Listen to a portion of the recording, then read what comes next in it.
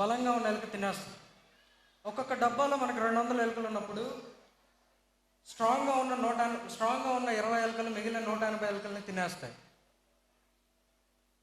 ఇంకొక 20 ఎలుకలు మిగులుతాయి. ఆ 20 ఎలుకల్లో కూడా అన్ని సేమ్ అంతే బలంగా ఉండవు.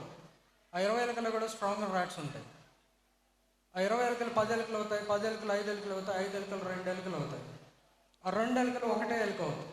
10 బ్యారల్స్ నుంచి 10 ఎలుకల్ని ఈసారి మా అమ్మమ్మ చంపేయాలనుకుంటుందా? చంపదు.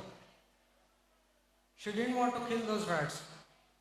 The stronger 10 rats. She didn't want to kill those rats. What does she did? Those rats. సముద్రంలో పడేయలేదు వాడు, చంపలేదు వాడు. ఆ 10 ఎలుకలను తీసుకొచ్చి ఐలాండ్లో వదిలేసింది.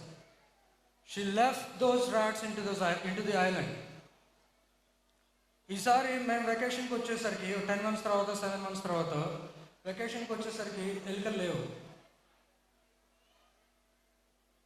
ఈ స్ట్రాంగ్గా ఉన్న 10 ఎలుకలు మిగిలిన కొత్తగా ఫామ్ అవుతున్న ఎలుకలన్నింటినీ తినేస్తున్నాయి. అవి ఎలుకలను ఎందుకు తింటున్నాయి? ఎలుకలను ఎందుకు తింటున్నాయి? బికాస్ మనం సీల్ చేసిన డబ్బాలో పెట్టిన 1 weekలో మనం ఎలుకల నేచర్ని మార్చేసాం. Now they just want rats as food, but not furniture, wood, palm trees, coconuts, whatever. They don't want. ఎందుకంటే మనం వాటి నేచర్ని మార్చేసాం. In the same way ఎలుకలన్నీ కూడాను, ఇక్కడున్న స్కూల్స్ అన్నీ కూడాను పేరెంట్స్ నేచర్, మన నేచర్ని మార్చేశాయి.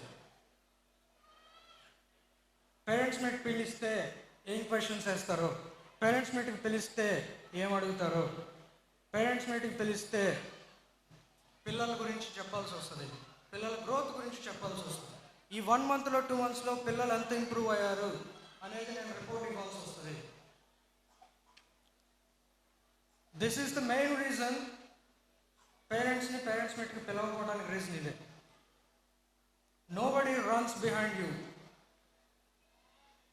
హంటర్ పట్టుకొని వేసుకుని తిరగదు పేరెంట్స్ మీట్కి రండి అని. ఎందుకంటే మనం డబ్బులు కడుతున్నాం. మనం డబ్బులు కట్టినప్పుడు ప్రతి రూపాయికి విలువ తెలియాలి. నేను 20,000 కట్టాను, 10,000 కట్టాను, 15,000 కట్టాను, ₹1,00,000 కట్టాను. నేను కట్టిన ₹1,00,000కి నా పిల్లవాడు ₹1,00,000 తగ్గ చదువుకుంటున్నాడా లేదా స్కూల్లో? Every parent must think about this. ప్రతి పేరెంట్ దీని గురించి ఆలోచించుకోవాలి. ప్రతి పేరెంట్ చదువు గురించి ఆలోచించాలి, వాళ్ళ ఫ్యూచర్ గురించి ఆలోచించాలి, వాళ్ళ కెరియర్స్ గురించి ఆలోచించాలి. Just question the schools. Management question చేయండి, స్కూల్స్ని క్వశ్చన్ చేయండి, టీచర్స్ని క్వశ్చన్ చేయండి, పిల్లల్ని క్వశ్చన్ చేయండి. ఈరోజు రాగానే సాయంత్రం కూడా మీరు ఏం నేర్చుకున్నారు, మీ టీచర్ ఏం నేర్పించారు, మీ స్కూల్లో ఏం నేర్పించారు, క్వశ్చన్ చేయండి. ఒక థర్డ్ పర్సన్గా, ఒక స్కూల్ మేనేజ్మెంట్గా నేను మీ పిల్లల గురించి ఇంత ఆలోచిస్తున్నాను, నేను మీ వెంట పడుతున్నాను. ప్రతి నెల పేరెంట్స్ మీటింగ్ రండి. ఎందుకు వెంట పడుతున్నాను? స్కూల్స్ని క్వశ్చన్ చేయండి, అడగండి. ఈ నెలలో ఏం నేర్పించాడు, నేను ఇంత ఫీజు కడుతున్నాను.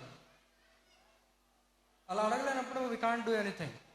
మన పిల్లల మీద మనకే కేరింగ్ లేకపోతే థర్డ్ పర్సన్ ఎవరు కేర్ చేస్తానికి, క్వాలిటీ ఎడ్యుకేషన్ నేర్పించడానికి? 20 సంవత్సరాల తర్వాత ఉండే 1:5,000 కాంపిటీషన్కి తగ్గట్టుగా పిల్లలు తయారు చేస్తానికి థర్డ్ పర్సన్కి అవసరం లేదు.